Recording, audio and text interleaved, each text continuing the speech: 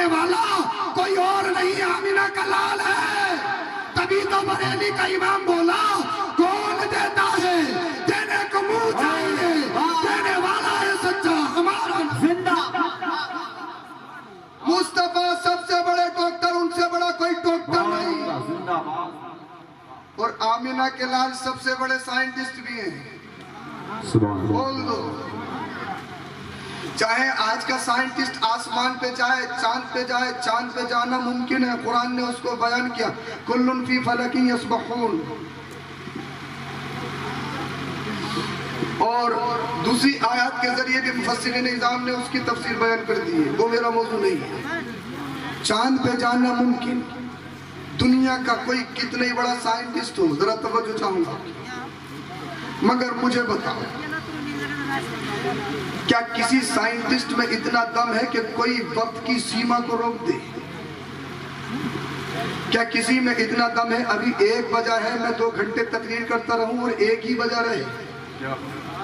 अरे बताओ, मैं रोक सकता हूं? ये उलमा इज़ाम, अरे भाई शक हो तो तुम में से अगर कोई हिम्मत है तो रोक के दिखा, मैं भी देखना चाहता हूं। कोई रोक सकता है? नहीं। मगर मेरे नबी ने एक बार नहीं कई बार रोक के दिखाया। बोल दो, अरे बोलो जरा सुभान अल्लाह। आमिना का लाल मेराज में अल्लाह को देखा, जन्नत को देखा, अल्लाह अल्लाह वक्त रुका हुआ है। बोल दो, आज का साइंटिस्ट चांद पे जा सकता है, दूसरा काम कर सकता है, मगर मुस्तफा की तरह कोई सीमा को नहीं रोक सकता। अगर ये काम कोई कर सकता है तो आमिना का लाल। तो पता लगा अगर कोई सबसे बड़ा साइंटिस्ट है तो वो मुस्तफा है, वो आमिना के लाल है। अब हम डॉक्टर की नहीं मानेंगे, इंजीनियर की नहीं मानेंगे, साइंटिस्ट की नहीं मानेंगे, उसकी मानेंगे जो सबसे बड़ा डॉक्टर हो, सबसे बड़ा इंजीनियर हो, सबसे बड़ा साइंटिस्ट हो। आज का कोई भी कहे डोंट बी मुल्ला, आलिम नहीं बनना है, हम उनकी बात को नहीं मानेंगे। हमने अर्ज किया रसूल अल्लाह आप फरमाइए आपका हुक्म क्या है? तो आका ने इरशाद फरमाया कुन आलिमन कुन आलिमन कुन आलिमन, आलिम बनो आलिम बनो आलिम बनो। अच्छा समझ नहीं आ रही बात? समझ रहे माशाअल्लाह। मुस्तफा फरमा रहे आलिम बनो, और जब मेरे मुस्तफा ने फरमा दिया आलिम बनो तो कुछ ना कुछ तो होगा। अरे कुछ ना कुछ तो वजह होगी। जब मुस्तफा तालीम पे इतना जोर दे रहे हैं, कुछ ना कुछ तो रीजन होगा। कुरान की सबसे पहली आयत कह रही है कि आलिम बनो, और मुस्तफ़ा ने दूसरी हदीस में फरमाया उतलुबुल इल्मा मिनल महदी इलल लहद, पैदा होने से ही पढ़ना शुरू कर दो। आज ही जौनपुर में बच्चा पैदा हो, एक ही दिन का बच्चा हो, उसको जामिया दारुस सलाम में एडमिशन करवा दो, इसलिए कि मुस्तफ़ा ने फरमाया पैदा होते ही पढ़ना है। आप सोच रहे हो सही है साहब, ये कोई सी नई बात बता रहे हो? जामिया दारुस सलाम का स्टाफ तो इसी में लगा रहेगा। अगर 5-6 बच्चे भी आ गए तो पूरा दिन इसी में खत्म हो जाए। मगर मेरे नबी ने फरमाया पैदा होते ही इल्म दीन हासिल करो। या रसूल अल्लाह, एक दिन का बच्चा पढ़ नहीं सकता, एक माह का बच्चा पढ़ नहीं सकता, इसलिए कि तालीम और तअल्लुम के लिए, पढ़ने पढ़ाने के लिए इफ़हाम और तफ़हीम जरूरी।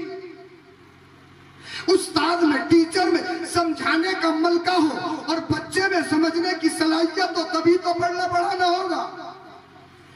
एक दिन का बच्चा पढ़ नहीं सकता, समझ नहीं सकता, बोल नहीं सकता, वो अरबी उर्दू इंग्लिश क्या, वो तो मादरी जबान नहीं समझ सकता, ना बोल सकता।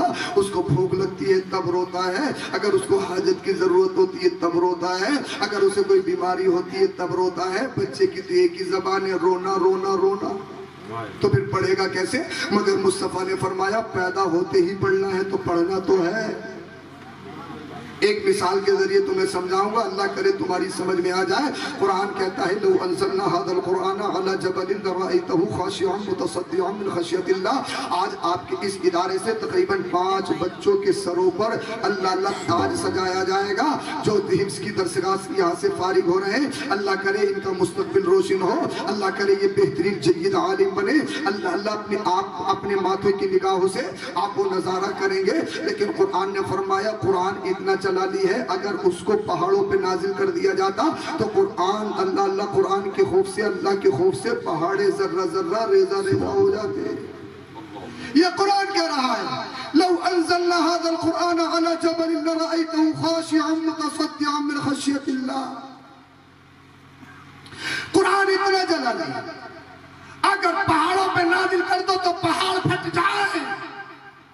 ए अल्लाह, कुरान इतना जलाली कि कुरान को पहाड़ बर्दाश्त न कर सके, मगर जामिया दारुस सलाम के छोटे छोटे बच्चों के सीनों में कुरान कैसे आ गया? बोल दो मेरा सुभान अल्लाह। ए अल्लाह, हम देखते हैं इस उम्मत मोहम्मदिया की 8 साल के बच्चे, 6 साल के बच्चे 6 महीने में हाफिज कुरान हो रहे हैं, और इसी उम्मत मोहम्मदिया के बच्चे आला हजरत 1 महीने में हाफिज कुरान हो रहे हैं। इमाम मोहम्मद अपने बेटे को चंद दिनों में हाफिज कुरान बना के अपने उस्ताद के पास छोड़ती हुई नजर आ रही है। ए अल्लाह, कुरान इतना जलाली अगर पहाड़ पे पड़ जाए तो पहाड़ रेदा रेदा, मगर उम्मत मोहम्मदिया के सीने, बच्चों के सीने तो रेशम से भी ज्यादा नरमो नाजुक है। ये अल्लाह के सीनों में कैसे आ जाता है? ये कैसे हाफिज कुरान बन जाते? एक एक बैठक में अलहम्दु से लेकर नास तक सुना देते। ऐसे ऐसे बच्चे की एक एक बैठक में पूरा पूरा कुरान पढ़ देते हैं। ये अल्लाह, जब कुरान इतना जलाली है तो इनके नरमो नाजुक रेशम जैसे सीनों में ये कुरान कैसे समा गया? तो मेरे भाई की एक चीज होती है डायरेक्ट, एक होता इनडायरेक्ट। जब सूरज सुबह को निकलता है, जब उसकी तपिश और हरारत अपनी शबाब पर आती है, तो सूरज की तपिश और हरारत आप डायरेक्ट नहीं देख सकते। आपकी आंखें सूरज के सामने नहीं खुलेंगी, इसलिए कि आपकी आंखों की जिया और रोशनी इस काबिल नहीं कि सूरज की रोशनी के सामने ठहर सके। मगर वही सूरज की रोशनी अल्लाह अल्लाह, उसकी तपिश अगर किसी दीवार पर पड़ जाए तो दीवार के जरिए से आप सूरज की रोशनी को देख लेते हैं। तो एक होता है डायरेक्ट, एक होता है इनडायरेक्ट, एक होता वास्ते के जरिए, एक होता बिला वास्ते के जरिए। आप वास्ते के जरिए तो देख सकते हैं, बिला वास्ते नहीं देख सकते। इसी तरह कुरान में जितना जलाल था वो सीने मुस्तफा में आ गया, और कुरान का जितना जमाल है वो उम्मतिया मोहम्मदिया के छोटे छोटे बच्चों के सीनों में आ गया। तो ये इनका कमाल नहीं, ये तो मेरे मुस्तफा का कमाल है, और कुरान का मौजूद मुस्तफा का कमाल है। इसलिए कि जितना जलाल वो मुस्तफा के सीने में, और जितना कमाल वो इन बच्चों के सीनों में। ऐसे ही मेरे नबी ने फरमाया, इल्म सीखो पैदा होने से, डायरेक्ट नहीं। क्या बात, वाह। अच्छा, भूले तो नहीं आप, डायरेक्ट नहीं सीखेगा, इसलिए कि वो तो पढ़ना जानता ही नहीं है, सुनना भी नहीं जानता। कैसे सीखेगा? इनडायरेक्ट सीखेगा। किसके जरिए सीखेगा? किताबों में लिखा है, बच्चे का पहला मदरसा दारुस सलाम नहीं है, बच्चे का पहला मकतब कोई मस्जिद या स्कूल नहीं है, उसकी माँ की गोद है।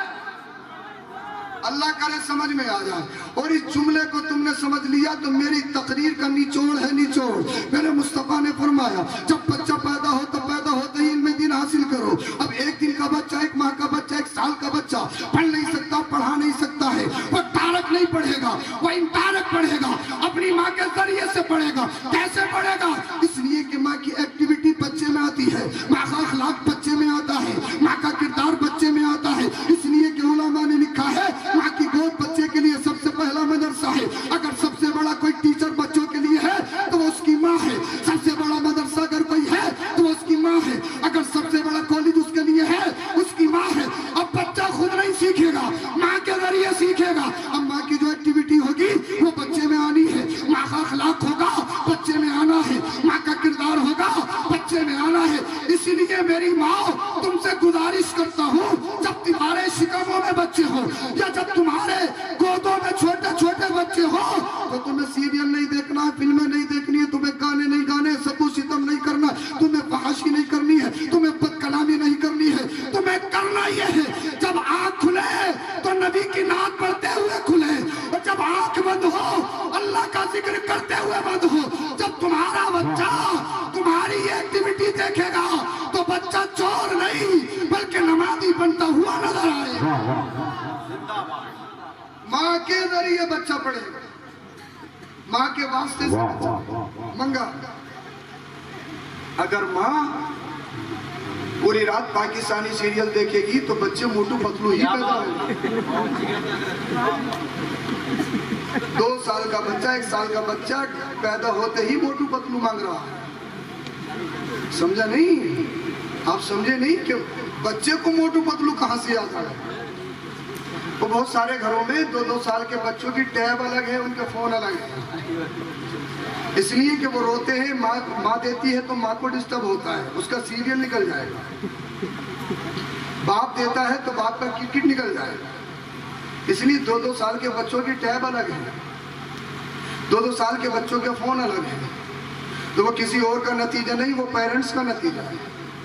सही खेती करने के लिए जमीन का सही सिलेक्शन का होना जरूरी है। अगर जमीन सही नहीं होगी तो खेती सही नहीं होगी। इस जौनपुर के कुर्ब में इलाके में क्या काजू बादाम की खेती कर सकते हो? तो घूर घूर के क्यों देख रहे हो? होती है क्या काजू बादाम की खेती है? अरे सेब हो जाएगा यहाँ, सेब एप्पल हो जाएगा यहाँ पे। कहाँ होता है एप्पल? बोल दो कहाँ होता है? पर यहाँ करना चाहो तो हो सकता है क्या? अगर होगा भी तो हरा रह जाएगा, खट्टा रह जाएगा, खट्टुमरा रह जाएगा, मजे का नहीं होगा जैसे कश्मीरी होता है। क्यों? इसलिए कि सेब को पैदा करने की हमारी जमीन में सलाहियत नहीं। अल्लाह करे समझ में आ जाए। देखो समझदार तो तुम इतने हो कि खड़े खड़े दूसरों का सिटी स्कैन कर देते हो, इसके जहन में चल के आना। तो समझदारी में तो खैर तुम्हारी मिसाल ही नहीं, समझदार तो वो हो। तो सही खेती के लिए जमीन का सही होने का चुनाव, इंतखाब ये जरूरी है। एक जुमला हर घर में गौस पैदा नहीं होता। हर घर में गौस पैदा नहीं होते। अरे पाप ऐसा हो, अगर एक सेब चोरी करके नहीं, उसको चोरी नहीं कहेंगे, उसको नाजायज भी नहीं कहेंगे। वलियों की तारीफ में, वलियों के मकाम में मुबाह चीज या शक्की चीज को खाना भी अल्लाह अल्लाह वली उसी को कहते हैं जो मशकूक और मकरूह चीजों से भी परहेज करे, जो आरिफ बिल्लाह का मकाम है। उस मकाम की बात कर रहा हूं। एक सेब खाया, चोरी करके नहीं, बहता हुआ खाया, तो जो बाप अल्लाह अल्लाह अपनी सारी जिंदगी उस सेब को बसवाने के लिए, कुर्बान करने के लिए तैयार हो जाए, जब बाप ऐसा हो और माने को जब तो तनों का मिलन होता है, तब बगदाद में गौसे आलम का जन्म होता है। हर घर में गौस पैदा नहीं होते। जमीन का सही सिलेक्शन जरूरी है, जमीन का सही चुनाव जरूरी है। और हर घर में हुसैन भी पैदा नहीं होते। बोल दो जब्बार, मौला अली, मुश्किल कुशा, हैदर कर्रा, शेर खुदा, असदुल्ला, हजरत अली हो। बोल दो। और जमीन की शक्ल में माँ सैयदा तैयबा ताहिरा राकिया साजिदा खातूने जन्नत मुस्तफा की बेटी फातिमा ज़हरा हो। अरे जब दो तनों का मिलन होता है तब करबला का हुसैन पैदा होता है। इसीलिए बच्चों के किरदार में माँ बाप का किरदार अहम है। बाप तो खुद डंडी मार रहा है हर जगह, कमीशन, दलाली, कहीं से भी मिले पैसा हो, जैसा भी हो पैसा हो। तो फिर बच्चे तो होने ही ऐसे, देख नहीं रहे कैसे कैसे फटी फटी पैंटे, टी शर्ट ऐसे पहन के आ रहे हैं, किसी पे कुत्ता है, किसी पे गधा छपा हुआ है, किसी पे शेर छपा हुआ है, और नमाज भी पढ़ने आ जाते हैं उनको पहन के। अरे आती है नहीं आती? शराब आम हो गई हमारे जमाने में, जुआ आम हो गया मेरे जमाने में। हर एक नौजवान के जहन में यही भूत है, किसी तरह करोड़पति बन जाऊंगा। अरे है ये नहीं है? सुबह को आंख खुले तो फोटो अखबार में छपा हुआ मिले कि फुला के शहजादे रातों रात करोड़पति बन गए, ड्रीम 11 पे जुआ लगा के, लूडो पे जुआ खेल के, ऑनलाइन गेमिंग करके। ये बताओ करोड़पति बनाता कौन है? कौन? अरे कौन बनाता है? अल्लाह। अरे तुम इन अवारों के गुलाम नहीं हो, तुम गुलाम हो तो आमीना के लाल क्यों? करोड़पति कौन बनाता है बताइए जरा? अल्लाह बनाता है। मुझे बताइए, जौनपुर का एक रिक्शा चलाने वाला इंसान हो या 24 घंटे फैक्ट्री में काम करने वाला, उसे अमेरिका बुलाए, वो मजदूर से जरूर है मगर उसके दिल में इश्क रसूल है। आमीना के लाल के इश्क की घुट्टी उसे बचपन में पिलाई गई थी। अमेरिका ने कहा तुझे अमेरिका का राष्ट्रपति बना दिया जाएगा, सिर्फ करना यह है कि इन बुतों के आगे अपने सर को झुका दे, अपने सीनों पे हाथ रख के बताओ जिसके दिल में ईमान हो, चाहे रिक्शा चलाता हो, मजदूरी करता हो, जो नबी की उल्फत का गुलाम हो, क्या अपने ईमान का सौदा करेगा? कहेगा अमेरिका, एक अमेरिका की हैसियत क्या अगर पूरी दुनिया की दौलत मेरे कदमों में डाले तो कदमों की नोक पे उड़ाकर फेंक दूंगा। इसलिए हम बिके हैं दुनियादार के हाथों नहीं, मदीने के ताजदार के हाथों। ईमान और अकीदत से बढ़कर कोई चीज नहीं है, ईमान और अकीदत सबसे बड़ी चीज है।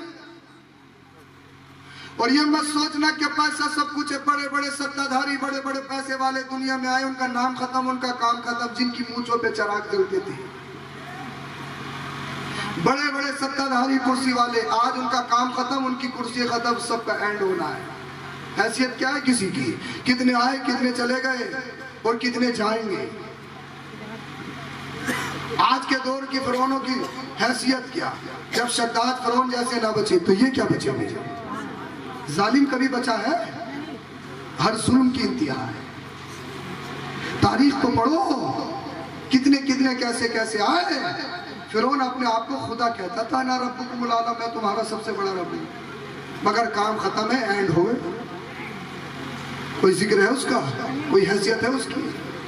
यजीद करबला के मैदान में यजीदी कुत्ते बड़े कर्रोफर में आए थे, 22,000 का लश्कर, मुस्तफा के गुलशन को हमेशा हमेशा के लिए खत्म कर देंगे, मगर तुमने देखा नहीं, यजीदियों का तख्त खत्म हो गया, हुकूमत खत्म हो गई,